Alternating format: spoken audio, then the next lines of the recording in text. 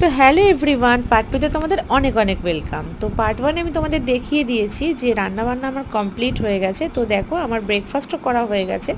আর কালকের তোমাদের যে নাইটের ব্লগটা আমি দিয়েছিলাম ওখানে দেখিয়েছিলাম যে কিছু ছোলা এবং মুগ কড়াই আমি ভিজিয়েছিলাম, তো সেগুলোই হচ্ছে অঙ্কুর হয়ে গেছে আর সেটা দিয়ে আমি ব্রেকফাস্ট করছি। আর এই যে দেখো আমার তো রান্নাবান্না সব কমপ্লিট হয়ে গেছে, আর এখন হচ্ছে পুরো রান্নাঘরটা এখন আমাকে ক্লিন করতে হবে। এটা হচ্ছে সব থেকে একটা মানে ভীষণ ভাইটাল কাজ, আর সব থেকে ভাইটাল কাজ হচ্ছে বেসিন এরিয়াটা ক্লিন করা। এটা যতক্ষণ না ক্লিন হচ্ছে মানে একদমই শান্তি লাগে না। আর আজকে হচ্ছে প্রচুর হাওয়া দিচ্ছে, আর হচ্ছে বৃষ্টিও হচ্ছে, কখনো হাওয়াও দিচ্ছে। হাওয়াটারই অনেকটাই বেশি, বৃষ্টির থেকেও হাওয়াটাই অনেক বেশি। তো সকালবেলা হাঁটতে গিয়ে তোমাদেরকে যেরমটা বললাম ভিজে গেছিলাম মোটামুটি, তো সেইভাবেই আর কি কাজ সমানে করছি। তার ফাঁকে গেছিলাম ওর সাথে একটু বাজারে, কারণ আমার বাজারে যেতে ভীষণ ভাল লাগে।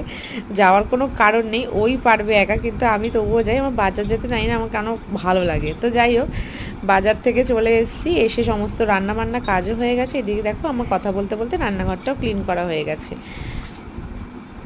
আর রান্নাঘরটা ক্লিন করার পরে আমি নিজে ফ্রেশ হব, আর তারপরে আজকে তো জানো বৃহস্পতিবারের পুজো দেবো।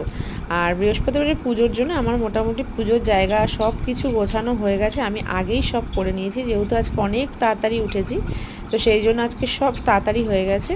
তো তোমাদের সাথে দেখা হচ্ছে আবার নেক্সট ব্লগে। ততক্ষণ সবাই সুস্থ থাকো, সাবধানে থাকো, আর দেখা হচ্ছে আবার পার্ট 3-তে। টাটা।